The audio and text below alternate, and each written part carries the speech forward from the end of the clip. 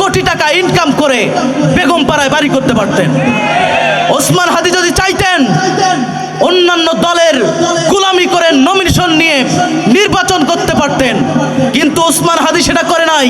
তিনি ইনসাফ ভিত্তিক একটি মানবিক রাষ্ট্র গঠন করার জন্য, জুলুম মুক্ত একটি ইনসাফ ভিত্তিক রাষ্ট্র দেখার জন্য শেষ পর্যন্ত গুলি খেয়ে জীবন বিলিয়ে দিয়েছেন।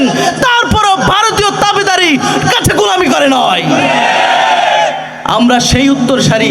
আমার প্রিয় ভাইয়েরা, এখানে অনেক ছাত্র সমাজ আছেন, আমার প্রিয় ভাইয়েরা আছেন, বলেন আমাদের এই মাথা কি ভারতের কাছে নত হবে?